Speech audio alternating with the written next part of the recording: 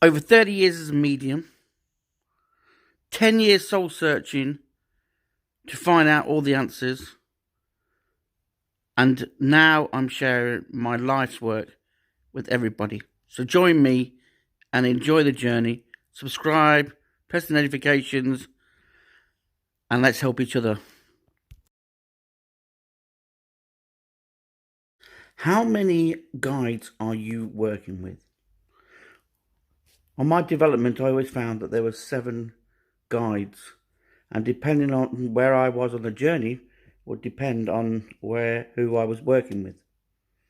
So let's go through the 7 development guides that will help us to become one with ourselves and to be able to connect to the universe.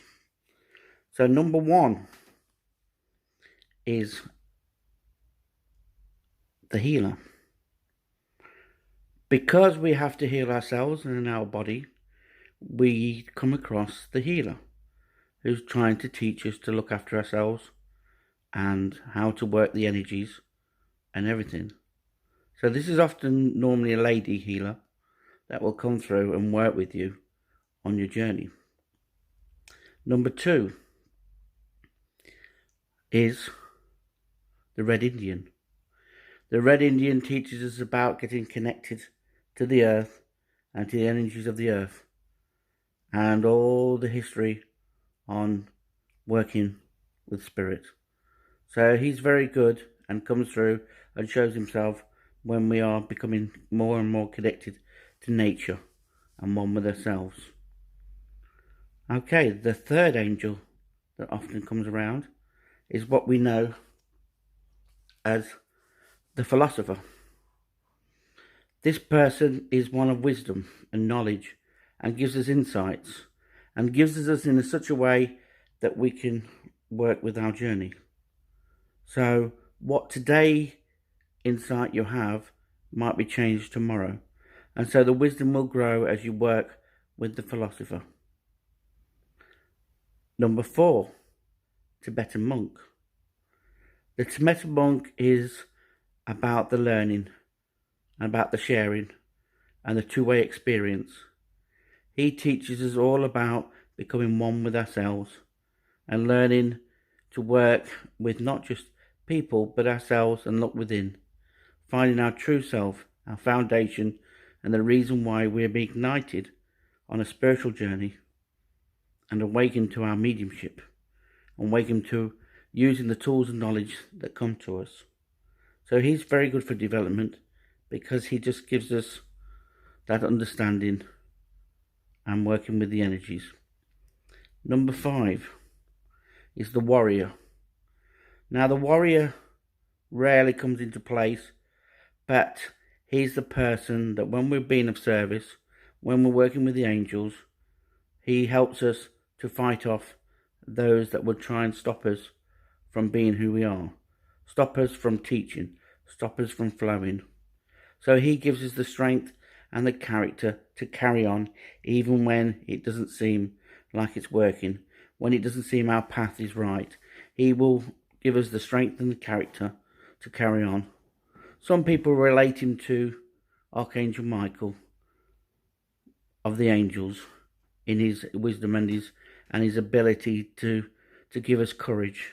And so when we're working with our warrior in us, then we know that our 5th development guide has come through.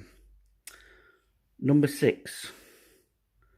This is for those who have really worked quite a bit in the field, and they have learnt that all the different guides and everything are part of our soul. Our soul is guiding us with people, places, everything. And so when we start to tap into our soul, we start to tap into the universe, which is number 7. So when you learn to work with your soul and you connect your mind, body and spirit, which is basically what all the guides are doing, they're opening all your senses to work with all your senses, and then eventually you become to the knowing stage, which is the 6th sense, and then eventually you become connected to all, which is working with your soul. And your soul can do some marvelous things and go and heal people, ignite people, help people. And so working with the soul really gives you the sense of oneness. There's also everybody we meet, everybody we come into contact with, you'll leave an aspect of your soul because it's part of the learning and part of the lessons in life. And so our soul is there to guide us and bring us peace to our lives. And then obviously the number 7 is the universe. That's when we truly are working with the soul on a daily basis, and we're then learning to tap into.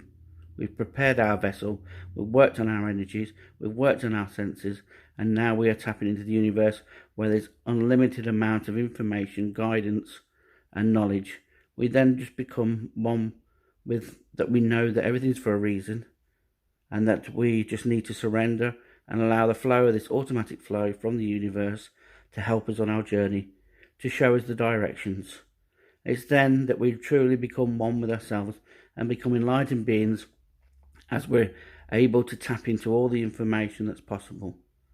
So your guides are basically helping you on your journey and are basically connected to your soul that's guiding certain ones to come forward to help us at specific times.